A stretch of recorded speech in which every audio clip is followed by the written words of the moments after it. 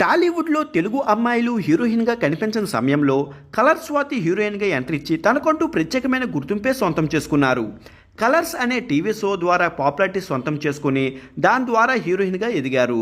సినిమాలో మొదట స్వాతి బాలనటిగా నటించారు. ఆ తర్వాత కొన్నాళ్లకు హీరోయిన్గా సినిమాలో నటించారు.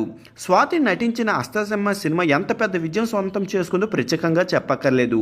తెలుగు అమ్మాయి కావడంతో టాలీవుడ్లో పెద్ద హీరోలకు జోడిగా నటించే అవకాశం దక్కించుకోలేకపోయారు పాపం. అయితే స్వాతి వచ్చి ప్రతి ఆఫర్ను సద్వినియోగం చేసుకున్నారు. తెలుగు పెద్దగా ఆఫర్లు రాకున్నా ఇతర భాషల్లో ఆమెకు మంచి గుర్తింపే దక్కింది.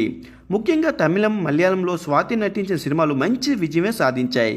2 దశాబ్దాలుగా ఇండస్ట్రీలో కొనసాగుతున్న స్వాతి మధ్యలో గ్యాప్ తీసుకుని రెగ్యులర్గా వార్తల్లో నిలుస్తున్నారు.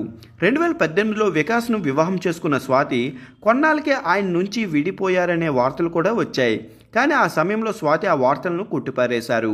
ఆ తర్వాత కొన్నాళ్ళకు తమ సోషల్ మీడియాలో ప్లాట్ఫామ్లు ఇన్స్టాగ్రామ్లో ఫోటోలను వికాస్తో ఉన్న ఫోటోలు అన్నింటినీ డిలీట్ చేసింది. ఆ సమయంలో ఇద్దరు విడిపోయారంటూ బలంగా ప్రచారం జరిగింది. అయితే ఆ సమయంలో స్వాతి తాము విడిపోలేదని చెప్పే ప్రయత్నాలు అయితే చేశారు.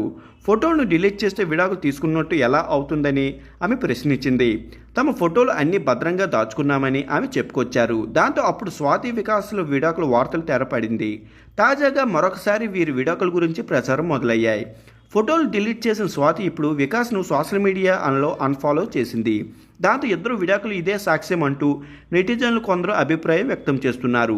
ఫోటోలు డిలీట్ చేసిన సమయంలో కవర్ చేసిన స్వాతి ఇప్పుడు అన్ఫాలో విషయంపై ఎలా స్పందిస్తున్నది అనేది చూడాలి.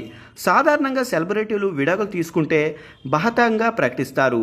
కానీ స్వాతి మాత్రం తమ విడాకుల విషయాన్ని ఎందుకు రహస్యంగా ఉంచుతుందని కొందరు ప్రశ్నిస్తున్నారు. వికాస్తో ఆమెకు విభేదాలు ఉండొచ్చు, కానీ విడాకులు తీసుకుని ఉండదని కొందరు అంటున్నారు. విడాకులు తీసుకోని కారణంగానే ఇప్పటి వరకు ఆమె అధికారికంగా ఆ విషయాన్ని వెల్లడించలేదని, ఫోటోలు డిలీట్ చేయడం, అన్ఫాలో చేయడం చూస్తూ ఉంటే ఇద్దరి మధ్య సఖ్యత లేదనే వాదన బలంగానే వినిపిస్తుంది.